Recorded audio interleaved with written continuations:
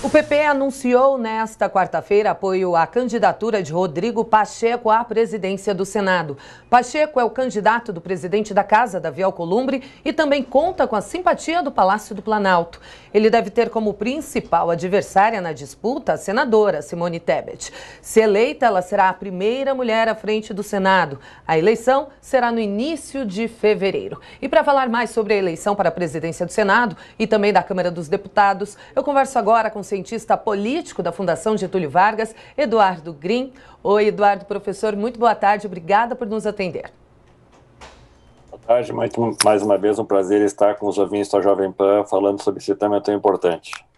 Professor, o cenário atual do Brasil é delicado em vários âmbitos, como a gente percebe, né? Principalmente saúde e econômico. Quem assumir a presidência da Câmara pode mudar o rumo no Congresso. Explica pra gente qual o perfil dos dois principais candidatos à presidência da Câmara. Os dois candidatos têm perfis que são bastante diferentes, porque o Arthur Lira, que é candidato pelo PP de Alagoas, ele disputa primeiro no seu estado a preponderância do controle político com a família do senador Renan Calheiros, e o Arthur Lira é um membro destacado do Centrão, aquele conjunto de partidos mais fisiológicos que, seja qual for o governo, sempre está à disposição para emprestar seu apoio, como aconteceu agora com o presidente Bolsonaro, como já tinha acontecido anteriormente com a presidente Dilma Rousseff, e mais lá atrás com o presidente Lula. Então, o Centrão se compõe de um conjunto de partidos amorfos, sem nenhum tipo de reputação programática ideológica, que não seja buscar angariar o máximo de benefícios possíveis para os seus deputados e para os seus partidos. Então, Arthur Lira representa aquilo que a gente poderia dizer de um deputado bastante tradicional do ponto de vista da política mais fisiológica, de um comportamento político mais preocupado em obter ganhos e benefícios para o seu partido, para a sua própria reeleição, e onde o compromisso com eventuais pautas de interesse mais geral da sociedade não necessariamente figuram como a sua principal bandeira de atuação. Por outro lado, Baleia Rossi é um candidato do MDB de São Paulo, muito vinculado ao anterior presidente Michel Temer, filho de um ex-ministro do governo Dilma Rousseff, Wagner Rossi, um político tradicional do estado de São Paulo, e que tem, pelo menos, demonstrado que, do ponto de vista de uma sustentação de princípios básicos daquilo que a gente chamaria de um Estado de Direito, defensor mínimo das liberdades individuais, da liberdade de imprensa, e com isso tem conseguido se contrapor minimamente ao discurso mais regressista do presidente Bolsonaro, faz com que Baleia Rossi se distinga, pelo menos por essas questões de princípio, por assim dizer, de maneira mais evidente, com uma atitude, como eu mencionei há pouco, mais fisiológica, mais clientelística, que caracteriza esses partidos do Centrão. Por outro lado, Arthur Lira tem evocado e tem manifestado que estaria disposto a colocar em pauta questões que são caras para a agenda do presidente Bolsonaro, sobretudo na área da segurança pública, como é o chamado excludente de licitude, que ficou conhecido popularmente como licença para matar de policiais militares. Ou, eventualmente, também dando a entender que pautas relacionadas à chamada agenda de costumes poderiam ascender à agenda do debate na Câmara dos Deputados. Por sua vez, Baleia Rossi tem claramente dito que essas bandeiras, que são mais conservadoras do ponto de vista da agenda dos direitos individuais e da pauta chamada de costumes, não teriam espaço para entrar no debate. Por outro lado, ainda que essas sejam distinções mais nítidas entre os dois pretendentes ao cargo, ambos têm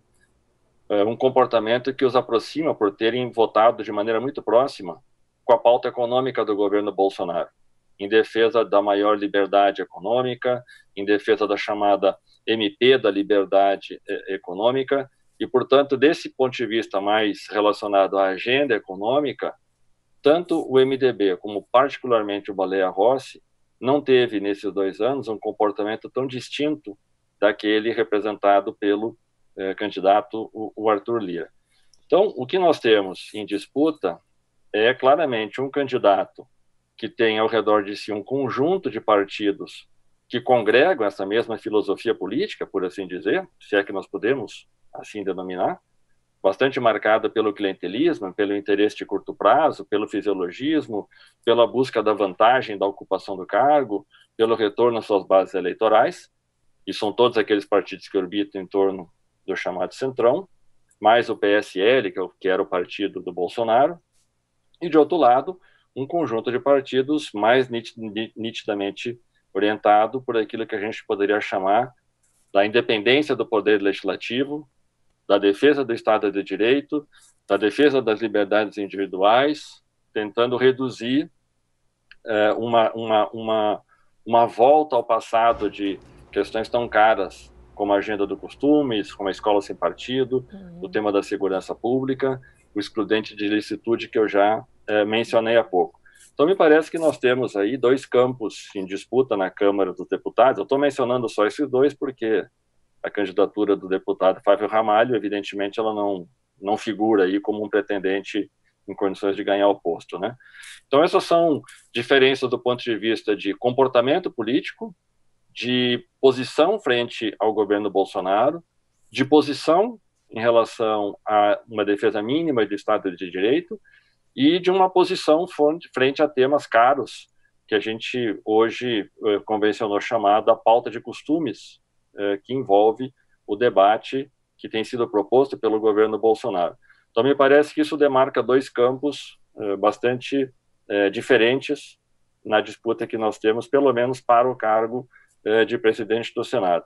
Eu não sei se você havia perguntado também um pouco sobre a importância do cargo em si. Me parece que sim, então me permita, se for o caso, apenas claro, pode falar, rapidamente professor. Colocar mais uma questão sobre essa questão, porque o cargo de presidente da Câmara, ele pode, por exemplo, dar andamento para questões fundamentais que o Brasil tem cobrado, tanto do ponto de vista econômico, né, pegando o fato mais recente, agora da saída da Ford do Brasil, que certamente todo ouvinte tem presente. Isso está diretamente relacionado com a política econômica do governo, e a política econômica do governo depende de aprovação e de encaminhamento de algumas reformas que são importantes, como a reforma tributária, por exemplo, está associado com o chamado Custo Brasil, que é uma questão que esteve ou está diretamente envolvida com a saída da Ford no Brasil. Esse é um tema que o presidente da Câmara pode buscar dar celeridade, pode buscar pautar o tema, pode fazer com que as propostas em debate elas converjam para algum caminho comum ou não.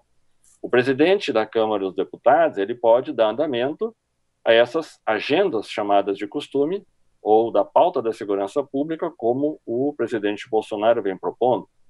O presidente da Câmara dos Deputados pode, como ficou evidenciado no episódio do impeachment da ex-presidente Dilma Rousseff, por meio do então presidente Eduardo Cunha, dar andamento aos pedidos de impeachment. Então, o presidente da Câmara dos Deputados, ele tem, regimentalmente falando e constitucionalmente falando, um poder muito grande de agenda.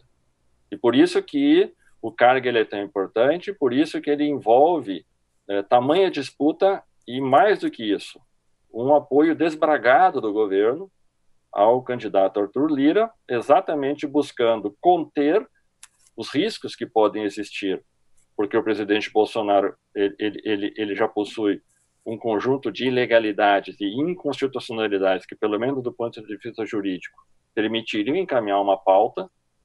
sobre impeachment dele, como também, de um lado, avançar a sua agenda cara ao seu núcleo mais duro de apoiadores, isso que se convencionou chamar, repito mais uma vez, da pauta de costumes. No que diz respeito à questão da saúde,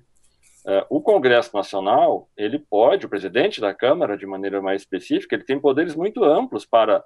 juntamente com a mesa diretora e com as comissões parlamentares, com as comissões temáticas da Casa, convocar ministros para explicar como é que está indo o cronograma de vacinação, instalar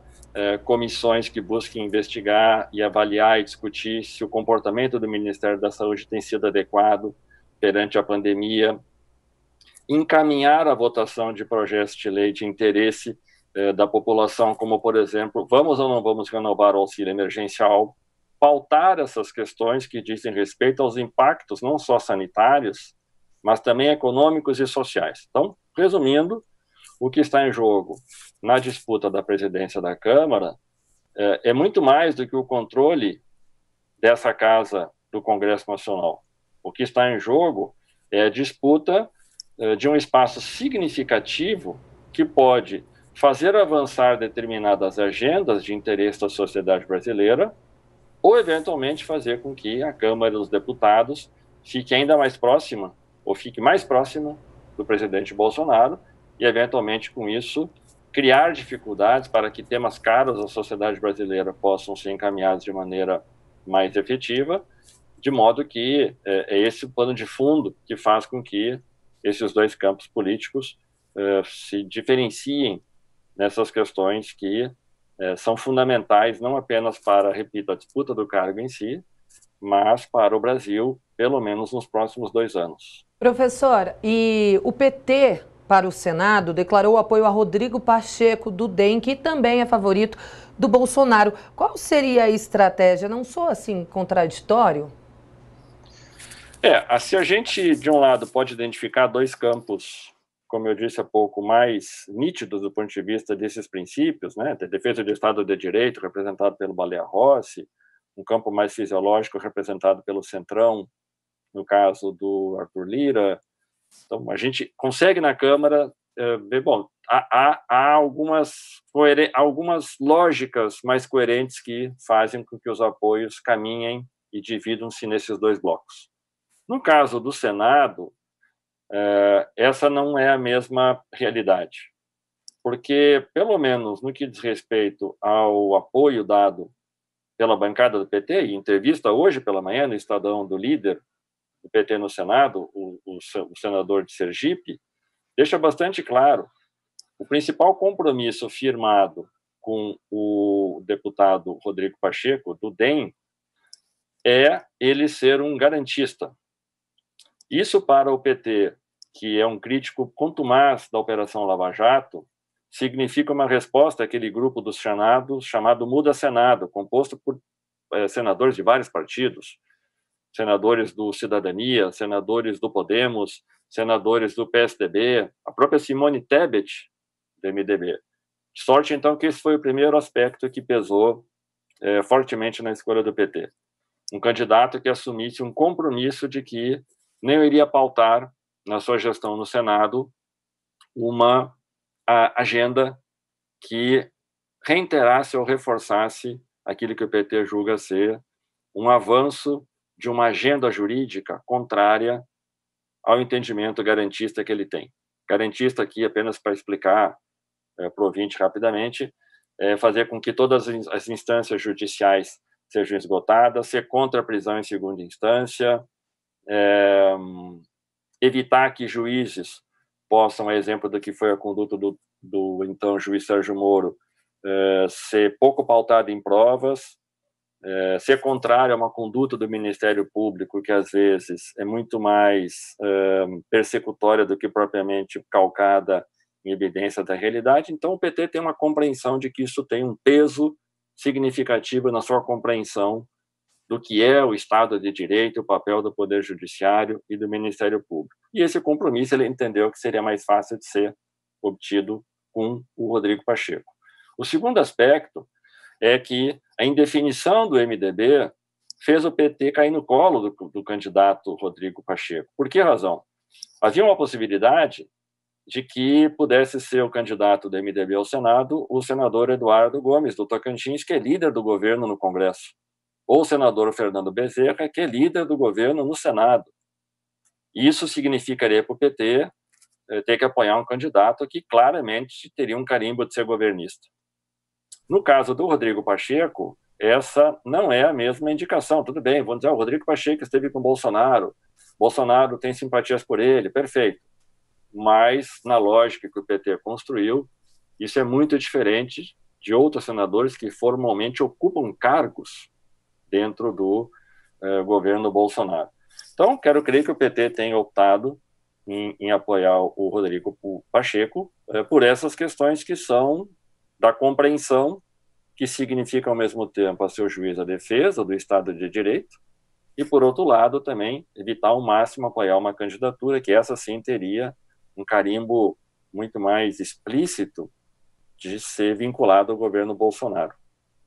O senhor mencionou há pouco Simone Tebet, né? O MDB anunciou ontem a senadora como candidata do partido à presidência do Senado. E vale destacar que esta é a primeira vez na história do país em que uma grande bancada apresenta uma mulher como candidata ao comando da casa. Como que o senhor vê essa escolha? Eu acho que a escolha do MDB está em linha com movimentos que têm acontecido em outros países de ascensão, não só das mulheres, mas também da diversidade da representação na sociedade. Isso é bastante positivo, sobretudo se nós considerarmos que a representação de mulheres no parlamento brasileiro, ela ainda é muito pequena a despeito da legislação que garante cotas de financiamento para as candidaturas. A gente teve, inclusive, em 2018, denúncias de vários partidos, sobretudo do PSL, utilizando candidaturas de mulheres como laranjas. Então, nós ainda temos um déficit muito grande de representação feminina, de representação das mulheres em todo o parlamento brasileiro, em todas as instâncias legislativas do Brasil, de sorte que a candidatura da Simone Tebet ela é bastante simbólica nesse sentido. Por outro lado, ela tem se demonstrado como parlamentar muito combativa, tanto é que ela preside uma comissão que é a mais importante do Senado, que é a de Constituição e Justiça, e ela tem também uma trajetória familiar que a qualifica para, eventualmente, se eleita ocupar esse que é um cargo bastante significativo por todos os poderes que a Constituição garante ao presidente do Senado. Então, eu vejo como positiva essa candidatura da Simone Tebet, que a coloca certamente, independentemente dela ser eleita ou não, num patamar bastante positivo dentro do próprio MDB, no que diz respeito a se destacar como um quadro político que o partido reconhece que tem uma atuação bastante significativa. Sobretudo numa casa na qual, historicamente, o comportamento tem sido mais conservador, porque ela tem sido sempre ocupada por homens brancos e mais velhos. A Simone Tebet, portanto, destoa desse perfil. Então, é bastante simbólico, sim, eu acho que vale destacar que a candidatura dela, ela, independentemente do resultado, já é importante por si só nessa perspectiva. Muito bem, conversamos com o cientista político da Fundação Getúlio Vargas, o professor Eduardo Grim. Professor, muito obrigada pela entrevista. Ótima tarde para o senhor. Boa tarde mais uma vez, à disposição e agradecendo o convite e o papel que a Jovem Pan ocupa sempre esclarecendo os ouvintes. Boa tarde.